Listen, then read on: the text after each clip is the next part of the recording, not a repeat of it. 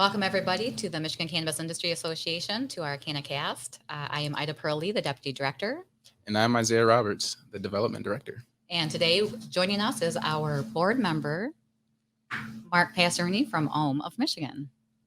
Ohm of Medicine. Ohm of Medicine, excuse me. Thanks for having me, guys. It's fun to be here. Yeah. I'm doing great. Doing great. Yeah. So I think, we've known each other for 7 years now? Yeah, I guess so. It has been that long, yeah. Yeah, we started lobbying together. Yep.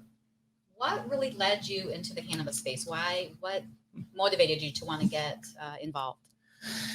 I mean, a lot of things led me to the cannabis space. I guess let's start with my freshman year in college. My best friend at the time came up to visit me.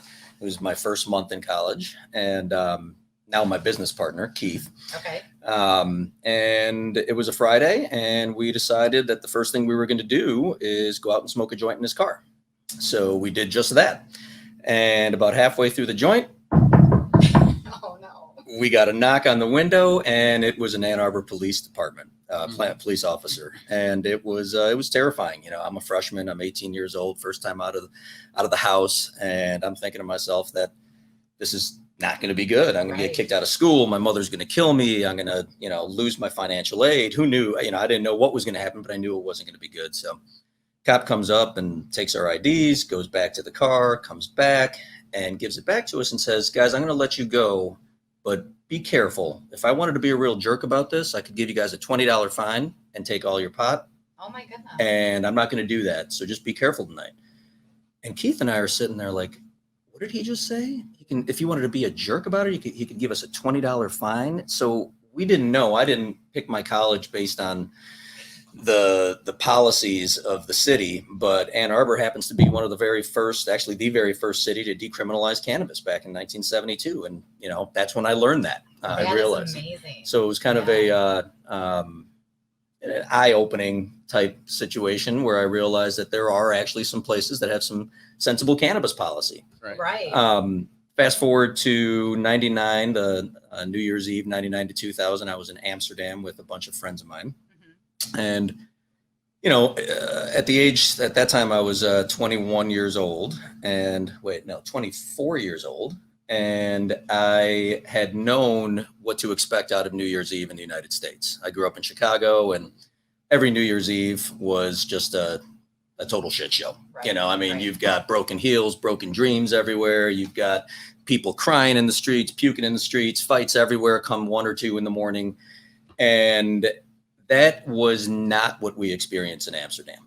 Okay. And we were out until like 3, 4 in the morning. And it was just so eye-opening for us to realize that, it's a whole different culture.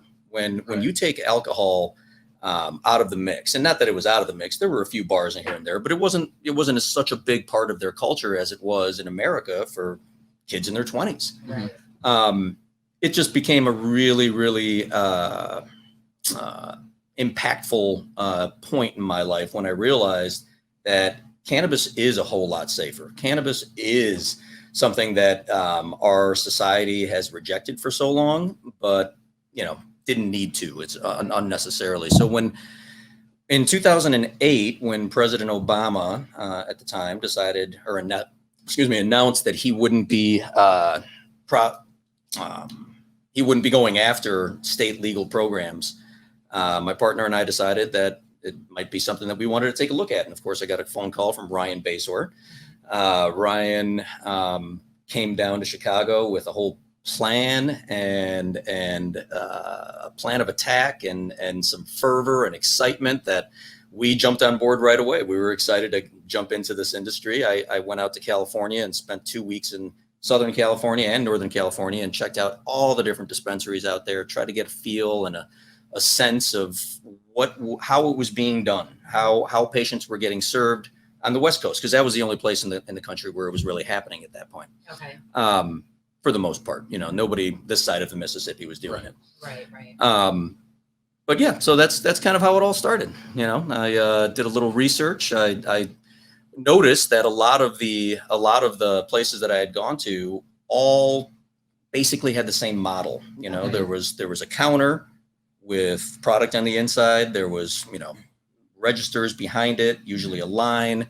So when we came and opened our place, we just wanted to make sure that we were doing everything completely different. We didn't want to have a line. We didn't want to have any counters or registers. So we had a little bit different of a model that we had set up. Gotcha. Well, in the lobby, there you have a wall of flowers. Mhm. That is gorgeous. Right. It's a whole So- different vibe. It is. I mean, Home of Medicine is like really when you walk in, it's just you feel so peaceful and it's Well, welcoming. Yeah, that's Yeah. really, that's one of the biggest things that we really wanted to accomplish early on. Back in 2010, when we opened, it was, people thought we were crazy to invest the amount of money that we did in our facility. We had a 6,000 square foot place right on Main Street. We wanted to make sure that it, we weren't hiding in, a little strip mall off Right. on in some random corner of the city. So we wanted to, really just kind of break the mold in the sense that what I saw in California was, a lot of places where you didn't feel comfortable going in. Oftentimes there was a security guard at the door who typically, was strapped. I mean, you walk in and you get shuffled around. You get, go to this line, go to that line, and you get shuffled in and out. And we just didn't want to do that. So Okay. when we opened, we really wanted to give it more of a feel where, anybody from the ages of 21 all the way up to 99 felt comfortable. So, Nice. and I think that one of the ways that we did that is we built out our place to have very private one-on-one consultations. So there were no lines, there were no counters. It's really tough to develop a relationship with a patient while you're Right. standing up. Exactly. While you're both standing, there's a line forming behind you. You're not going to get that level of service really that we thought was necessary at the time, because a lot of the places that I went to out in California, didn't seem to really take the medical side of this as seriously. And one thing that we learned very quickly is that this is absolutely a medicine. Yeah. Absolutely. So one of the focuses that we wanted outside of the patient experience, but it was also research. We wanted to make sure that we pushed the science on this, because we knew that all of the detractors and the prohibitionists over the past, 80 years, weren't just going to change your minds because a bunch of business owners and patients told them so. That you really have to prove it to them with some evidence. So that's one thing that we definitely focused on. Nice.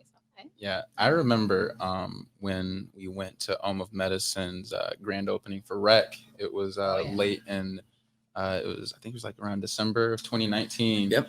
And it was great. The first impression that I got was just so welcoming.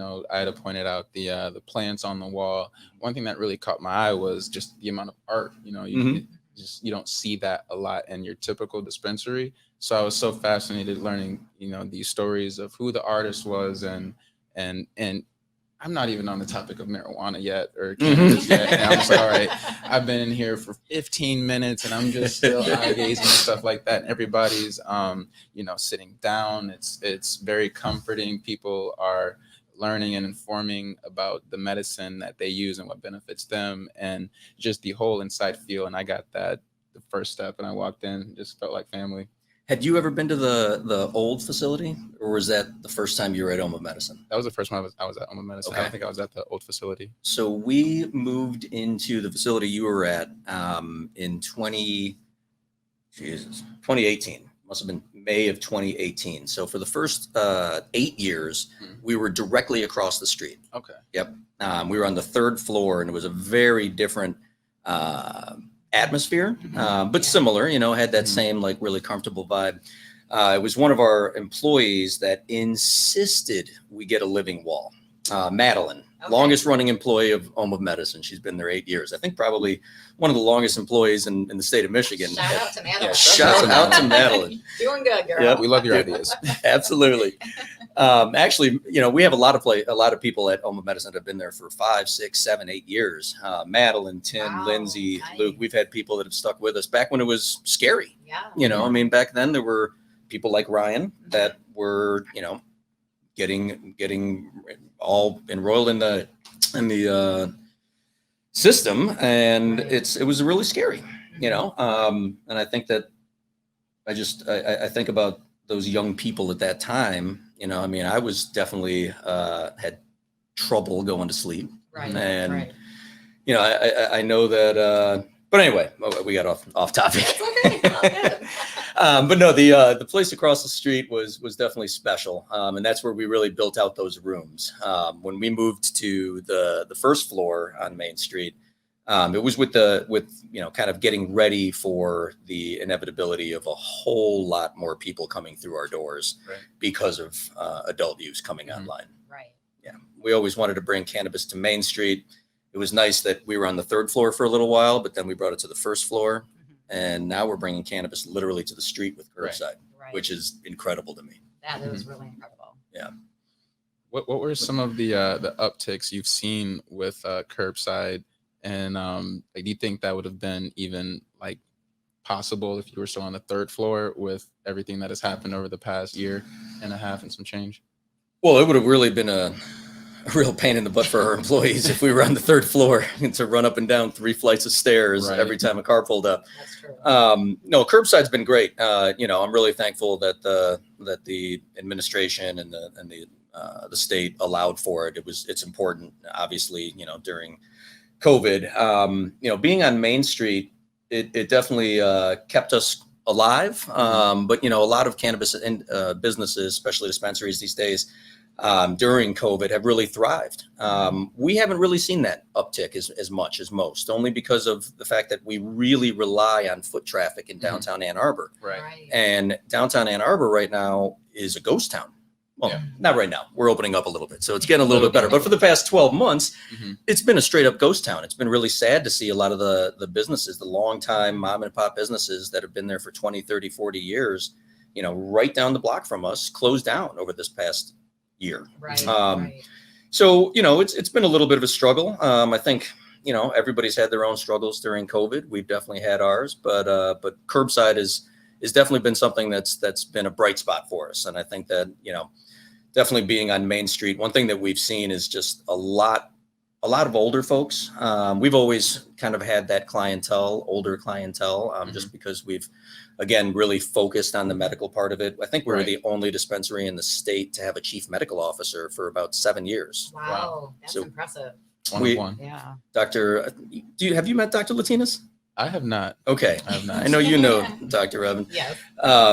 It was amazing having a medical doctor on staff every single day, so that when people come in, whether it's a parent of a pediatric patient or a geriatric patient that really needs help and needs some direction and needed that consultative approach that they couldn't get in most places, to be able to sit down in a room, private room with a doctor for as long as you needed was really unique at that time. I think it still is. I mean,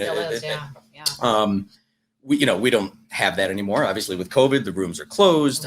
With adult use, there's a whole lot more. It's just a whole different world these days. But that was definitely something that I think that a lot of folks really appreciated. But again, back to curbside, we saw a lot of the older folks that were uncomfortable walking into a facility. They really took advantage of curbside, and that was fantastic. And I'm really proud of our team. Every time I would come by and see the curbside team do their thing, they took that consultative approach to the streets. They definitely would help people out. I mean, we also at the height of COVID, although I don't know if you can really say it was the height, but when everybody was so freaked out, the major lockdown, April, May, June of last year, we set up a program, or we set up a way for our employees to actually work from home. Okay.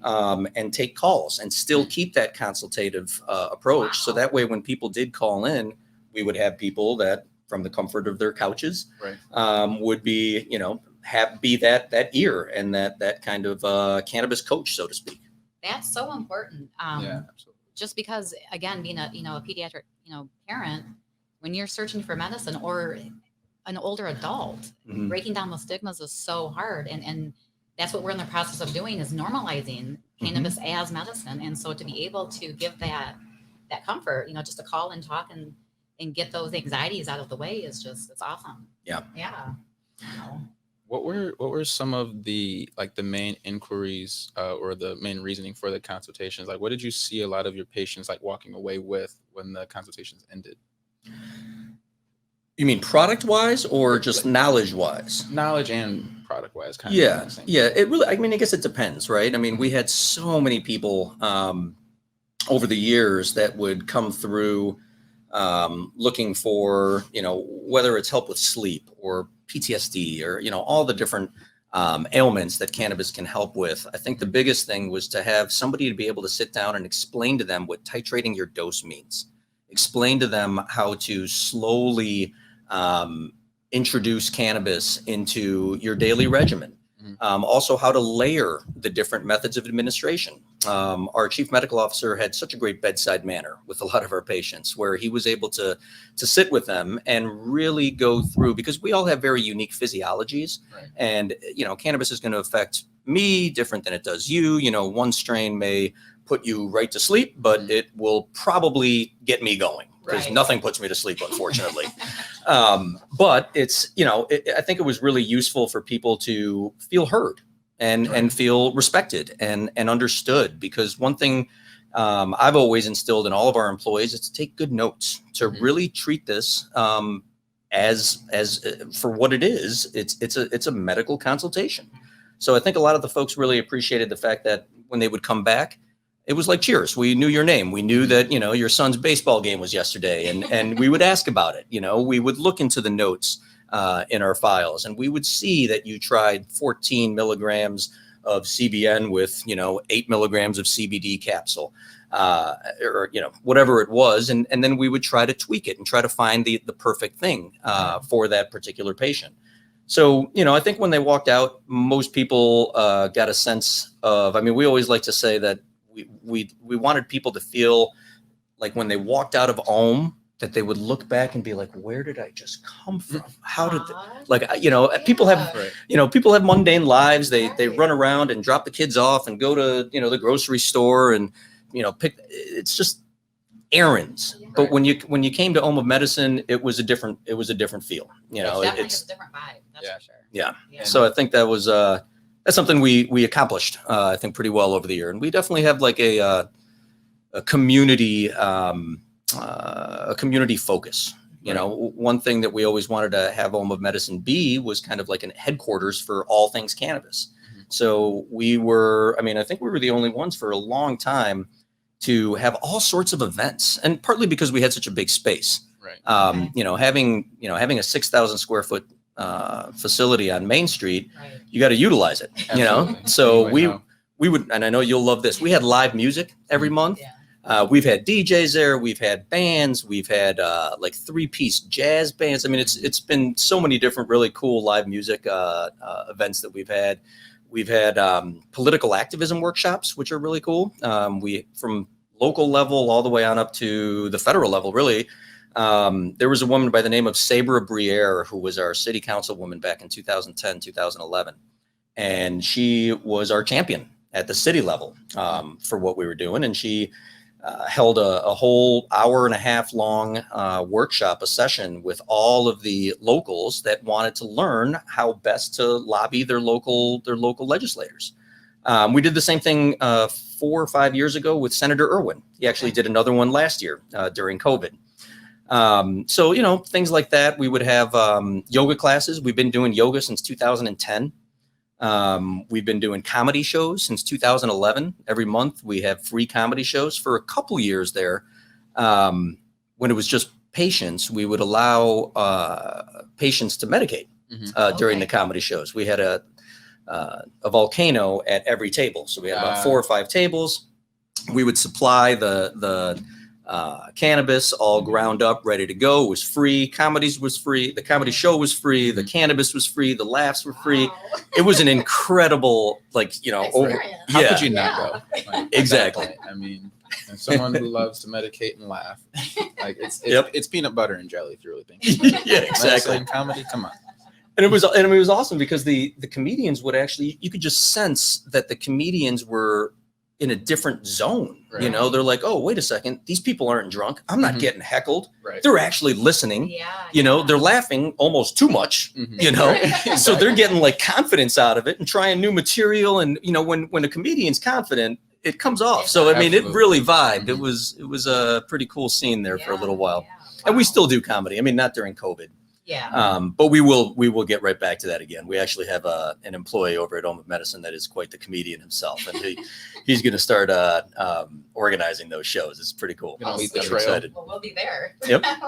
But we did a lot of stuff. We did talent shows for a little while. I think a couple of years. We had a Make Yourself at Home talent show. Aw.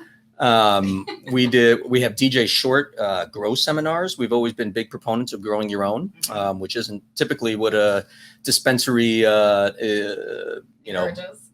urges, but Right. you know, we've always wanted people to take advantage of the fact that, you know, we have this in our law. We still, you know, as anybody over 21 can grow your own, and we think it's important to you know, exercise that right.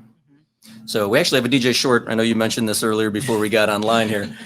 We have So just so you know, it's actually DJ Short. He is not a DJ. Just initials. Just initials. He's Yep. not going to be on the turntables teaching you how to grow. which would be cool though. From what I That would heard. be cool. It might be something you could start up. There's not a lot of people that do it. And Yeah. you heard that. Watch out. Yeah, DJ's just his initials. Daniel John is his name, but he's best known for growing blueberry. He won the Cannabis Cup, I want to say in 2000 in Amsterdam for blueberry. But this upcoming event that we have is actually going to be in support of Homegrown Detroit, which I know you guys are very familiar with. Absolutely. So we're pretty excited about that. You know, me being a city kid from Chicago, not from Detroit, but Right. I do love Detroit. I love Detroit for a lot of reasons. I think my favorite thing about it is its grit. Coming from Chicago, there's a lot of grit in Chicago, and then Right. you know, operating in Ann Arbor for 11 years. I love Ann Arbor also, but there's no grit. There's just it's True.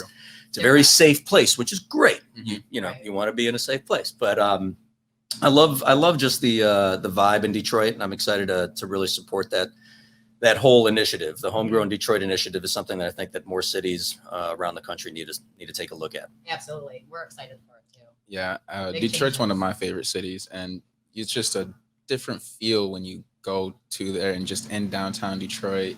Like Mark said, just a different kind of grit, Mhm. and it's one of a kind. You can't take it for granted. You just got to appreciate it. And I So, love the pizza. I mean, I'm a Chicago guy. I've always said I've liked New York style best, but I'm a convert. I'm now a Detroit style pizza guy. Oh wow. Oh, yeah, That's I'm buddies. huge. I'm Oh, buddies my all the goodness. Buddy's way. Pizza. I was just gonna I ask you what's freaking the love best it. Detroit style pizza. I probably haven't had enough, honestly. I've only had buddies, but that's my jam. So, So you know, there's a Buddy's in Lansing. no, I didn't know that. All right. Just Guess saying, where we're going for after the next podcast. board meeting in June, All right. I'll tell Zari to bring some buddies. We'll have Nice. it. We'll have it locked. But yeah, I love. I'm right on that board too. Detroit style pizza is one of the best. Mhm. Say there's some places around here, Jets locally that makes that style. It's pretty good. But yeah, they just have their own style, have their own culture, and it's just a hub for, like for anybody that's tapped in or up to date of what's going on. Our market, surges through there. Their medical market is huge, and just the kind of like the atmosphere, the cannabis atmosphere in Detroit, they celebrate it because it's a part of their culture, and Yeah. it wouldn't be the same without it. And I think that's something to really take pride into.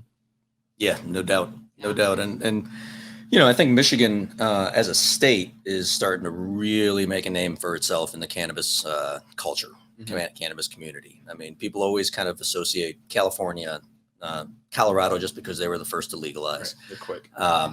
But Michigan is, I mean, the quality of cannabis here. I mean, for so many years, one thing I really loved about our first 8 years at Home of Medicine is that we really did have a cottage industry here, before everything regulated, which is great because that's the way we want it to go, and for a lot of reasons. But when we were supporting all these caregivers, bringing in product to us, and it was just a lot of love put into those small little grows all over the state. The state was littered with thousands of little home grows that really pumped out some amazing medicine for the patients of Michigan. Right. So it's it's something to be said, I think, about the way Michigan is doing things. No state has it right yet. There's no doubt about it. We got a lot of issues in this state.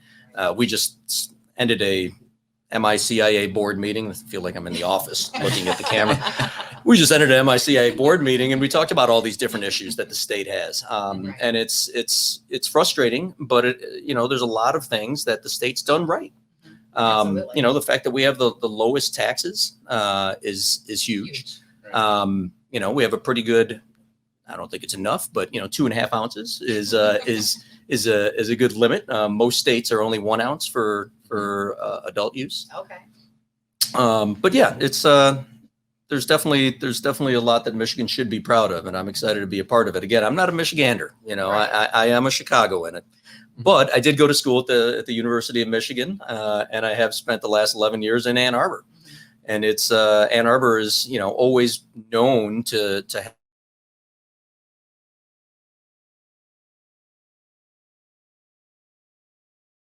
it's no longer just Ann Arbor though. I mean, what is it? Lamsterdam? Is that right? Is that what I hear? Lansing is now Lamsterdam. You'll definitely hear Ryan Basor. I know, that's funny.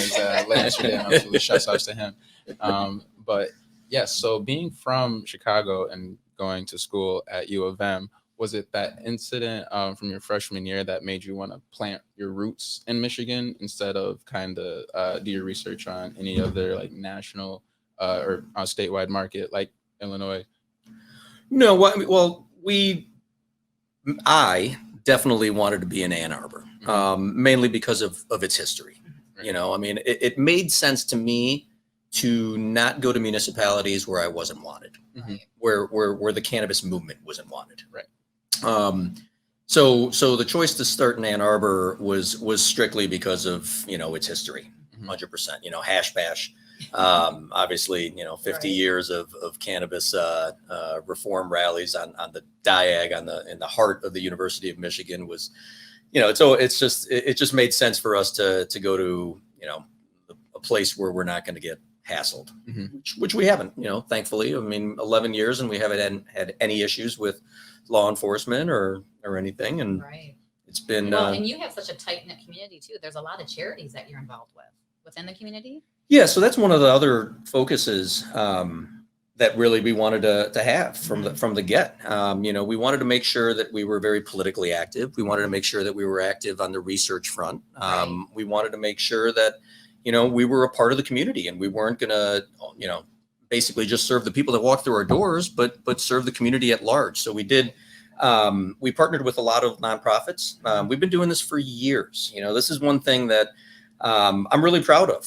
I mean, when it comes to our nonprofit partnerships, I don't know if very many dispensaries have done as much as we have, and I would love, and as a matter of fact, one of the initiatives that I'm going to put together this summer is with our Food Gatherers partnership. Okay.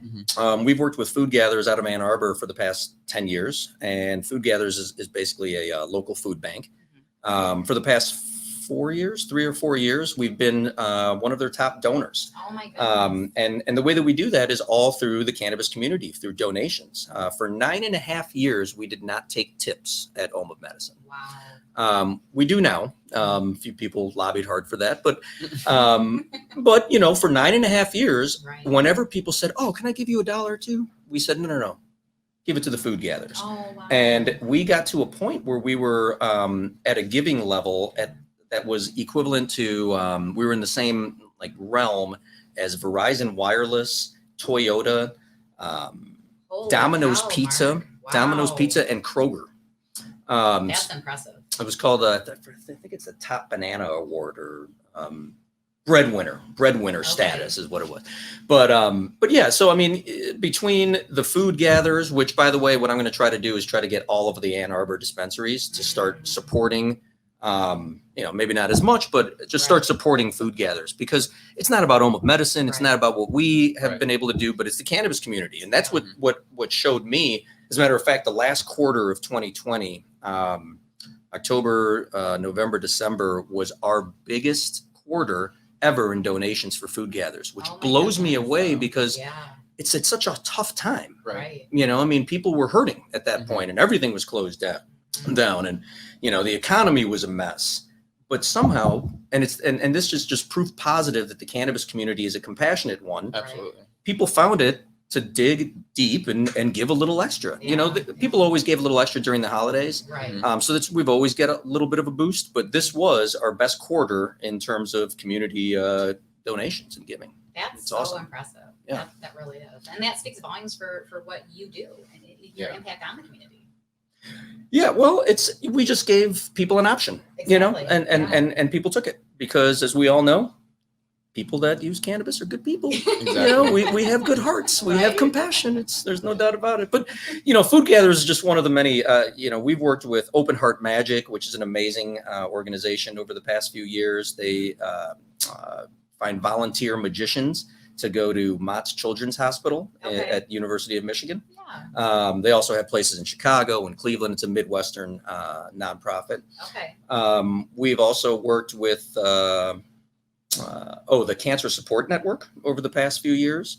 The Epilepsy Foundation. The Epilepsy Foundation is a partnership that we've had for now 6 years, where we sponsor their annual conference every single year. So we don't, we've never sponsored a cannabis cup or any of like the cannabis events. We've never, gotten booths there, but we always get a booth at the Epilepsy Foundation because we've seen it with our own eyes, what a big difference it makes, to obviously anybody with epilepsy, but then we worked with so many parents of epileptic pediatric patients that, that's where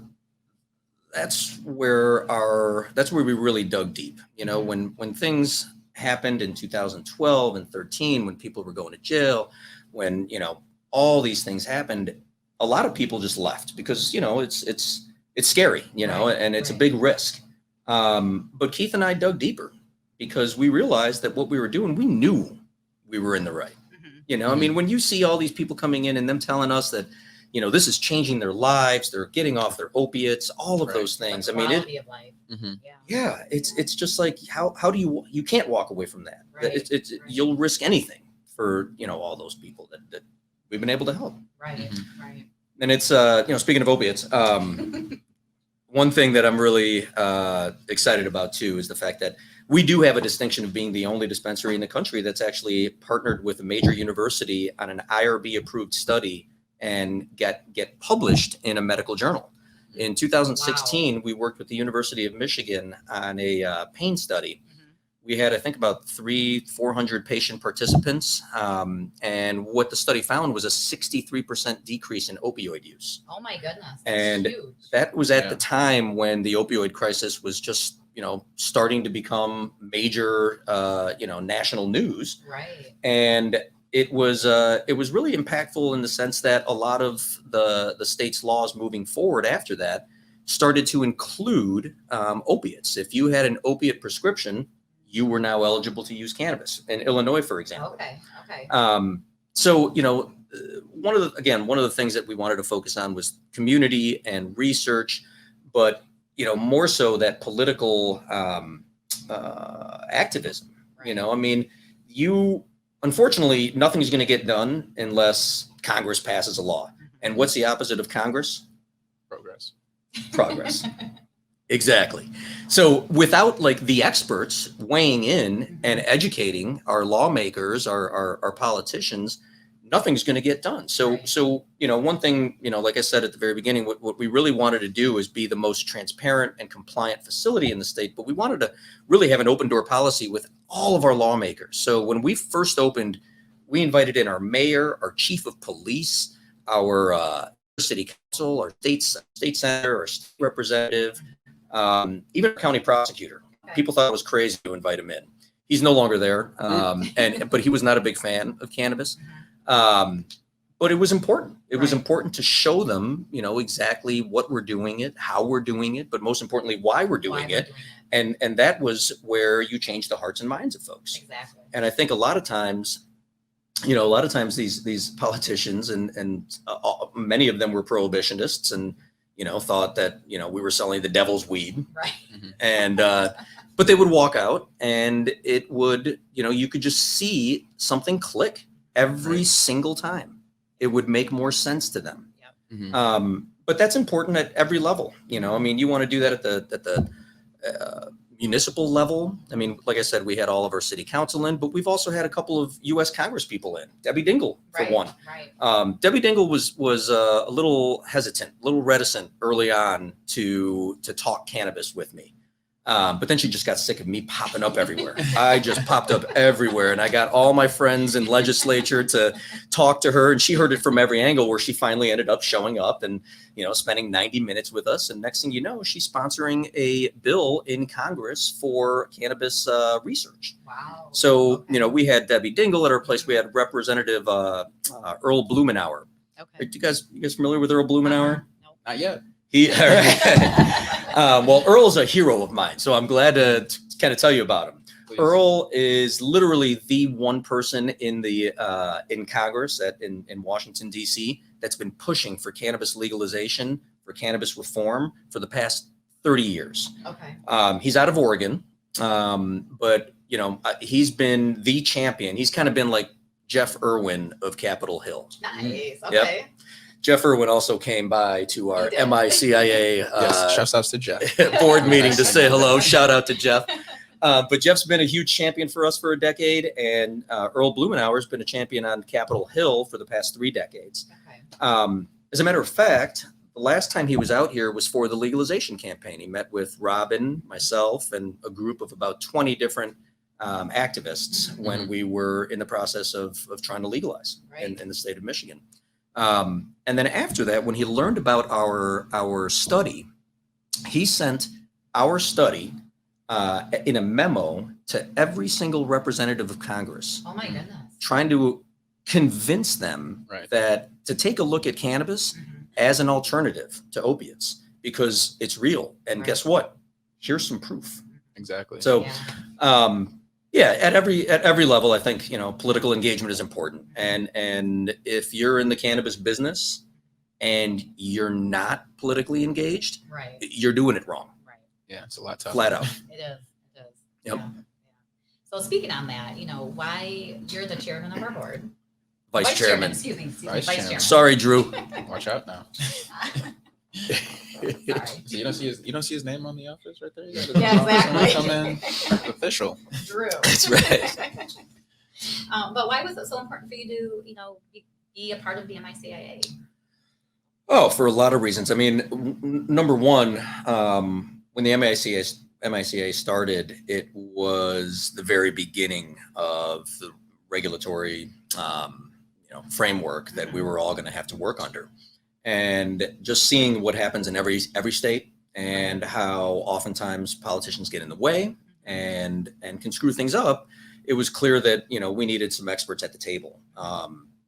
Robin and Ryan were a couple of the very, you know, they started it basically. And I know Robin's capable. I know where her heart is at. I know, and there she is. I know that I trust her, and I know that she's always going to do right for the cannabis community. Exactly. So I was excited to, you know, I mean, we needed a voice. We obviously, as an industry that's unfairly, I mean, everything. Where do I start? Unfairly taxed, unfairly regulated. I mean, we had a little bit of an epiphany at the meeting a couple of hours ago that we need to deregulate cannabis like alcohol. Yes.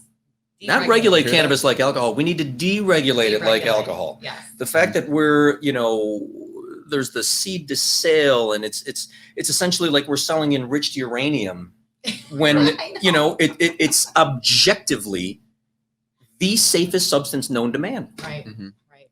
Yeah. Yeah. I was just kind of reminiscing when we had the Cash Bash committee on, and you were just talking about how, you know, you had people come to the Diag really just looking for anything, but they left as like more of an activist without even knowing it. And I think that I can relate to that because I became a patient in 2016. I remember reading the article about partnering with U of M for the pain study. Like I remember all of that, and I was just like, you know, this is here, like, and it's helping people, but the cards are still stacked against us. And why is that? And you know, I think you're right. Like we've regulated so much, but now we need to deregulate it like alcohol, because it is the safest substance on the planet. has only benefited many people. Yeah. Yeah. I mean, one thing, you mentioned Hash Bash, and we just had our 50th Hash Bash, which it was, of course, because of COVID, a weird one, right? A number of people went to the Diag. We had an online version. It's of course just different. Everything's different during COVID. Can't wait till 2022 Hash Bash. The online version though was very well put together.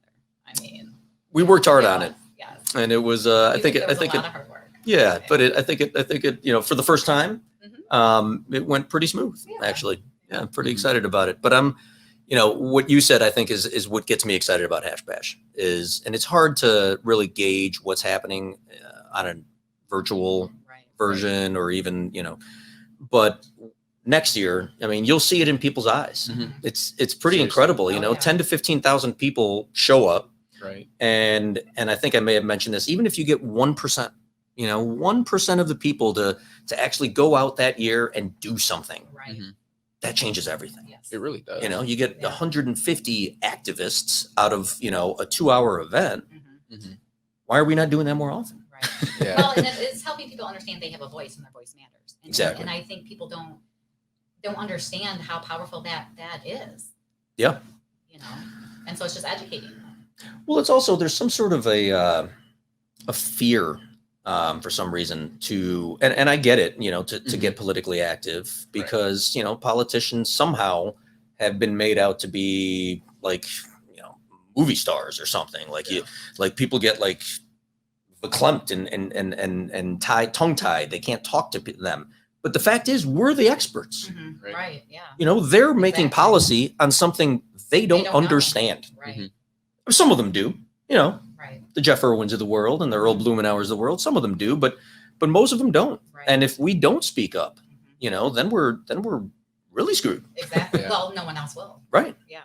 Yeah. I like to think about, a lot of those times going back to your incident freshman year, so many people, younger people have fears and stigmas and they kind of think that, or like, and I'm speaking in the past tense, but they might think that things won't change, so that fear is not going to go away.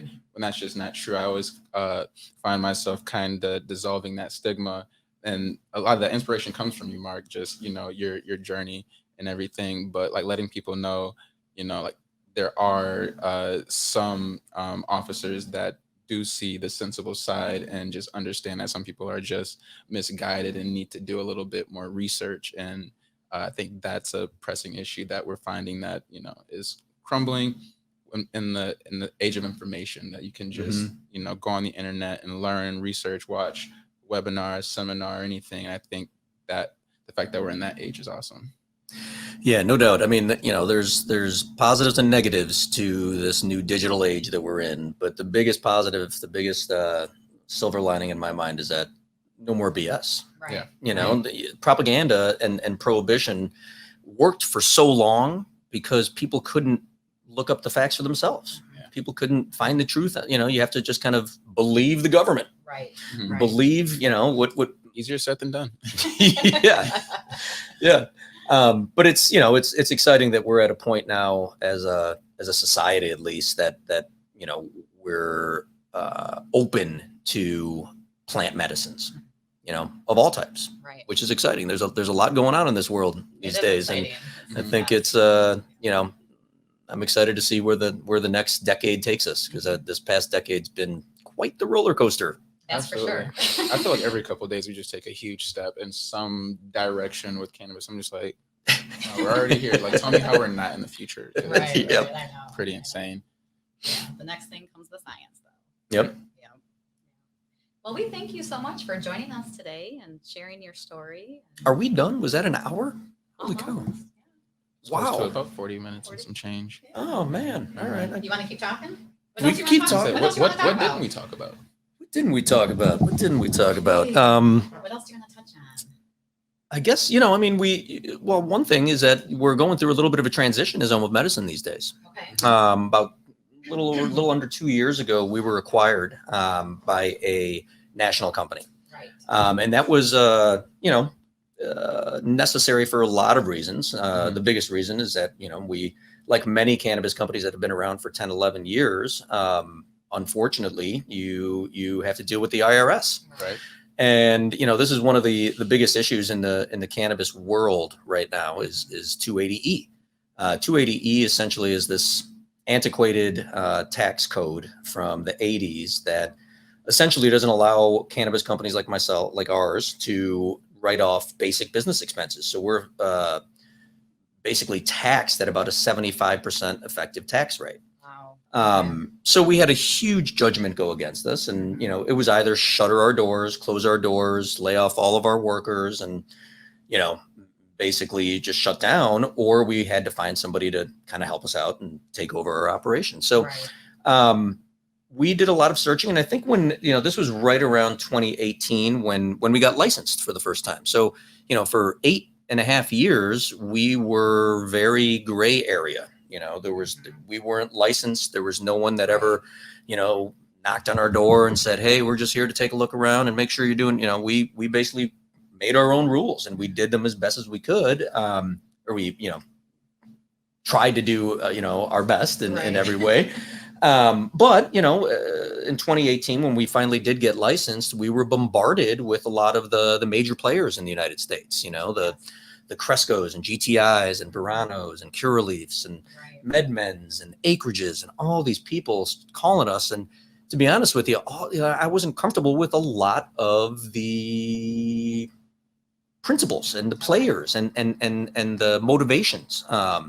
So I called a good friend of mine in the industry that is one of the longest cannabis companies also, Forefront Ventures, who at the beginning was but they were a consulting firm that helped about 60, 70 people get licenses throughout the country early on and helped them instill best practices. Okay. And then they started operating their own facilities about 4 or 5 years ago. But what really struck me, and for me, the founder of the company came from the advocacy world. He came from the activist world. He was one of the founders of SSDP, deputy director of National Normal, has always fought for cannabis reform and social equity and all these things for decades. So it's really the only multi-state operator that was born out of activism and advocacy. That's really cool to know.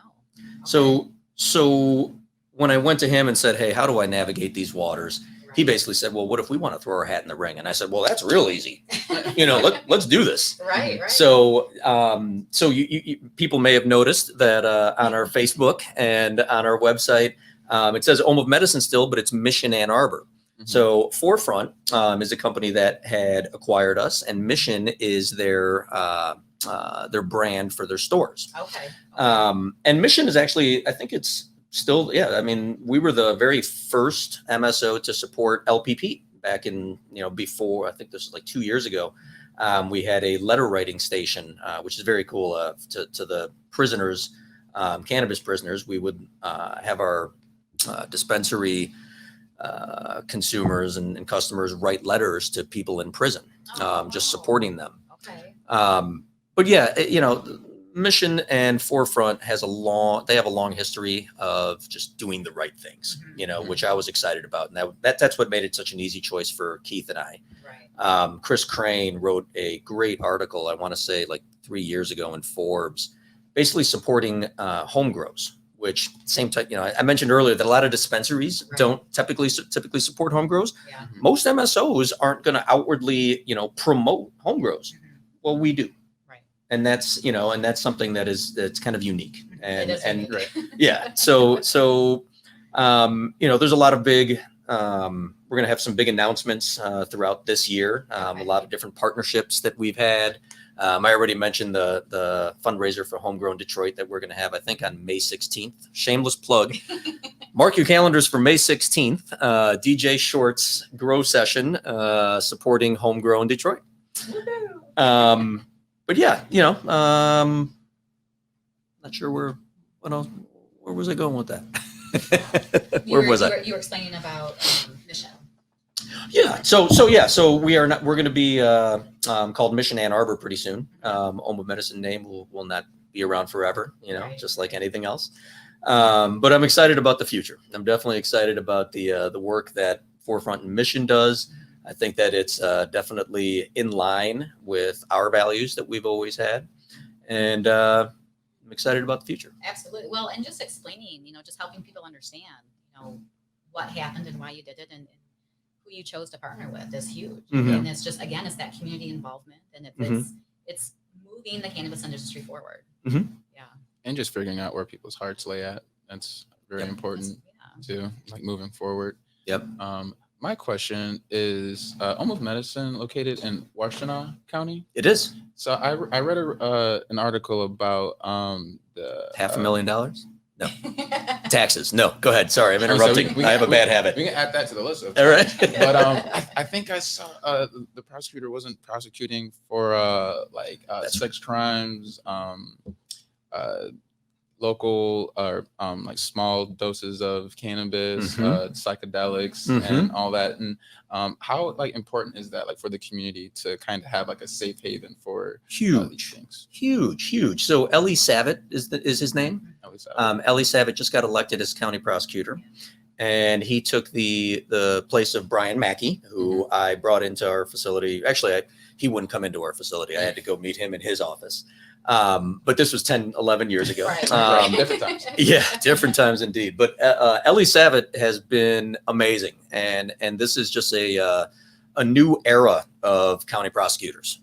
And he is paving the way for county prosecutors all across the country to take his lead. Because what he's doing is groundbreaking. It's brave. It's against the mold. Right. I love it. Yeah. I love everything about it. Again, it's helping people understand that, there's more than one alternative to pharmaceuticals. And education is just so important. Right. And he has bigger priorities. Exactly. There's bigger fish to Come fry. on. And that's what I always think about. I hate the fact that, when you take I-96 down just certain counties, you got to be more conscious about, as a patient and driving in other ways. I just wish it would be just flat, just across the board, and we would all just come. So yes, Ellie Savitt. Savitt. And say shout outs to him. He's trailblazer, and I hope a lot of prosecutors follow in his path. No doubt. No doubt. Absolutely. Well, what do you got going the rest of the day? What do I got going the rest of the day? I'm actually going to be having dinner with Ryan Basor. Nice. Okay. Yep. Yeah. Save me a plate. All right. Maybe buddies. Try to talk him into it. Hey, now. Nice. Okay. Also, what I would like to mention, for anybody listening out there that does have a business in the cannabis space here in Michigan or elsewhere, whether it's a licensee or an ancillary business, consider joining NCIA. MiCIA, obviously, we have a good membership, but the NCIA does really good work on the federal front. Home of Medicine was the very first NCIA Michigan member back in 2013. Okay. And that's how I met Representative Earl Blumenauer. Okay. The more Michigan folks that get involved with the reform at the federal level, the better off we're going to be. The more attention that we can get as a state, and bringing help from Capitol Hill, and vice versa, and back that way, is important. So, and I was a board member. Full disclosure, I was a board member of NCIA. I stepped down a few months ago, but it's a group that's near and dear to my heart, and that definitely does good work. I now serve on their retail committee. Okay. And join NCIA. Yeah. At a national level. I mean, come on. I think it's only $100 a month. And that's not bad. Pretty inexpensive. That is, not bad at all. Yeah, sounds good. Well, it was awesome having you here with us today. Yeah, thanks for having me, guys. Yeah. This has been fun. Yes, the second in-person podcast. Yeah. And say it's gone great. Yeah. Yeah. But we're getting more relaxed. We're getting into our groove. We'll figure it out. I was looking forward for the big MiCIA logo behind you guys. We're in a different room. I know, we are. Yeah. We had to make room for our board meeting. Vice chair. Get the biggest seat. No. Exactly. Second biggest. Well, we want to thank everyone for joining us today. But before we go, we want to give a membership shout out. Yes, and our membership shout out goes to Gillison Graphics, Gilson Graphics. Gilson has been a trailblazer in marketing and printing and brand services since the 1940s, from multinational retailers and manufacturers to colleges, universities, and small businesses. They offer every customer just the right mix of services, including creative strategy, graphic design, composition, web services, print production, and management, and multi-channel business-to-business e-commerce solutions via Mindwire. Thank you. Well, we want to say Home of Medicine, check them out in Ann Arbor. It was awesome having you here, telling us your story, and we appreciate it. Next week, we will be joined with Kyle Cohey from Lighten Up Provisioning Center and Mike Robuttery. Have a great night, everyone. Thank you. Have Bye. a good one.